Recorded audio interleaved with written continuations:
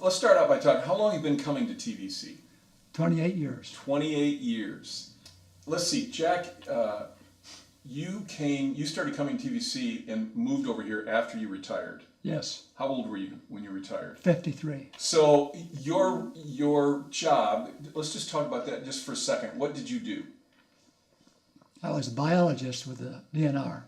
Okay, so that required a certain level of education for you. Yes, it did. Yeah. And ongoing education as well? Yes, yes. But then you retired. 53, you retired. Yep. You don't have to learn anymore. You don't have to have That's right. ongoing ed. And yet, what I observed and have for years is how much you love to learn. Why is that? Why was gaining wisdom so important to you? I found out in my Christian walk, teaching Sunday school or small groups, I had a real lack in what I knew about Christianity to answer questions that I thought should be answered. So I got curious about how can we answer those questions. So I started looking into some books and reading more. It kind of caught me up on different rabbit trails. And I wanted to know if they were. And so I just kept working at it. And every time I would solve one or lose a rabbit, I'd go somewhere else. Yeah, it's like it became like a lifestyle for you. It did. It still is. Continuing education. And yeah, how old are you now? 60. I want to be 62.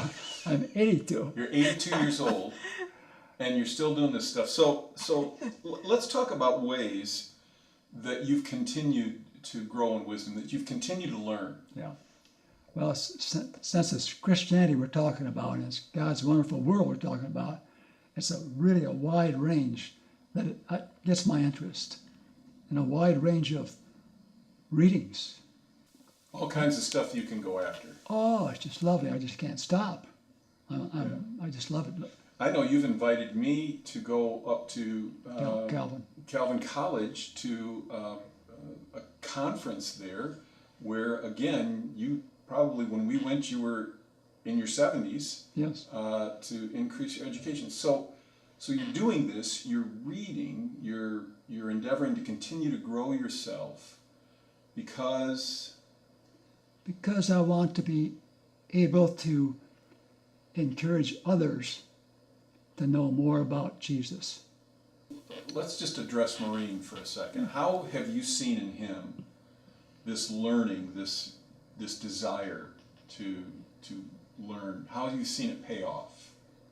Oh, it's fun because you'll get on a rabbit trail, I call them, and then I get the benefit. He starts talking to you about it. And we run through it, and sometimes I'll agree with everything. Sometimes I won't agree. So you have some animated conversations occasionally? Yeah. Oh yeah, sure. Yeah. And And that's it's part fun. of the learning too, isn't it? Right. Really? Sure. What are you doing these days? You're 82. You're still engaged in this. How are you growing yourself these days? Well, it's a little different. I'd ask you a question. Do you know why angels can fly?